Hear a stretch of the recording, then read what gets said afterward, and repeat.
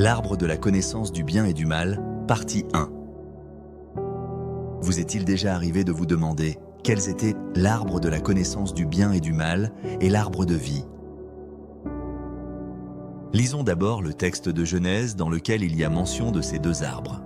Genèse chapitre 2 verset 9, l'Éternel Dieu fit pousser du sol des arbres de toutes sortes, agréables à voir et porteurs de fruits, bons à manger. Il fit pousser l'arbre de la vie au milieu du jardin, ainsi que l'arbre de la connaissance du bien et du mal. Il y avait plusieurs arbres au milieu du jardin, des arbres porteurs de fruits, bons à manger. Ce qui est remarquable ici, c'est que de tous les arbres que Dieu avait créés, seul l'arbre de vie et de la connaissance du bien et du mal était au milieu du jardin. Cela laisse croire que Dieu avait fait exprès de les placer là au milieu.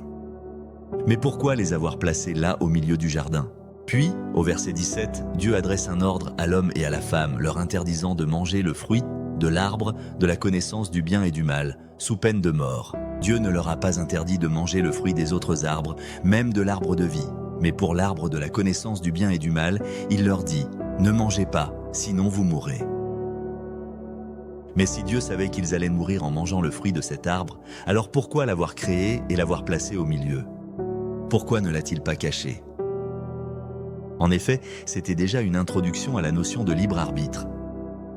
Adam et Ève étaient donc face à un choix, à une décision. Ignorer l'arbre interdit et manger le fruit des autres arbres, ou ignorer Dieu et manger le fruit interdit.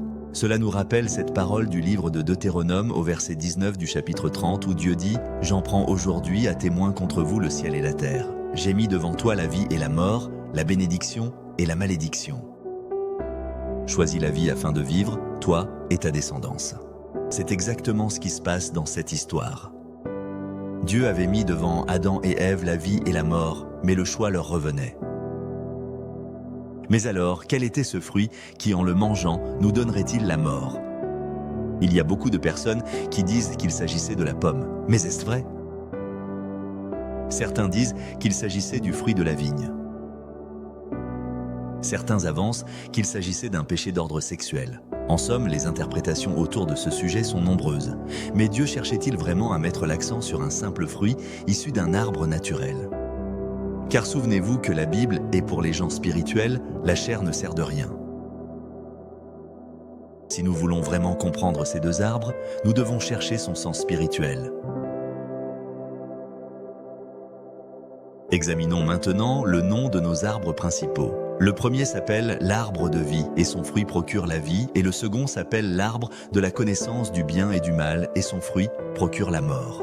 Soyez maintenant très attentifs, car nous allons établir un schéma biblique qui va nous conduire à la révélation. Nous avons donc deux arbres, un pour la vie et l'autre pour la mort. Ces deux arbres représentent donc deux régimes, deux dispensations, deux ministères, la vie et la mort, conformément à 2 Corinthiens 2, verset 6. Commençons par l'arbre de la connaissance du bien et du mal. C'est un arbre qui ouvre l'intelligence de l'homme sur ce qui est bon et ce qui est mal. L'apôtre Paul, dans ses épîtres, nous donne une indication précise au sujet de ce qui donne à l'homme cette connaissance. Lisons cela ensemble. Romains chapitre 3 au verset 20. En effet, personne ne sera considéré comme juste devant lui sur la base des œuvres de la loi, puisque c'est par l'intermédiaire de la loi que vient la connaissance du péché. Il rajoute encore dans le chapitre 7 au verset 7, que dirons-nous donc? La loi est-elle péché? Certainement pas, mais je n'ai connu le péché que par l'intermédiaire de la loi. En effet, je n'aurais pas su ce qu'est la convoitise si la loi n'avait pas dit « tu ne convoiteras pas ». Ce que l'apôtre Paul nous fait comprendre ici, c'est que la connaissance du bien et du mal est venue à travers la loi, car vous verrez qu'avant la loi, l'homme ne pouvait pas savoir ce qu'est la convoitise, car Dieu n'interdisait pas cela. Mais lorsque la loi a été donnée, alors la connaissance de la convoitise a été révélée. C'est pour cela que le serpent avait dit à la femme que leurs yeux s'ouvriront et ils seront comme Dieu. L'ouverture des yeux fait donc référence à la connaissance de ce qu'il y a dans la loi. Et Dieu savait très bien que lorsque l'homme aurait connaissance de la loi, il mourrait, car elle viendrait réveiller en lui le bien et le mal et le conduirait à la mort. L'apôtre nous le dit dans Romains chapitre 7 verset 9. « Pour ma part, sans la loi, je vivais autrefois. Mais quand le commandement est venu, le péché a repris vie, et moi, je suis mort. » L'histoire de l'arbre de la connaissance du bien et du mal nous montrait déjà que le ministère de la mort régnerait premièrement sur la création, et que tous les hommes vivraient sous son régime, comme Paul nous le dit dans 2 Corinthiens chapitre 3, au verset 7.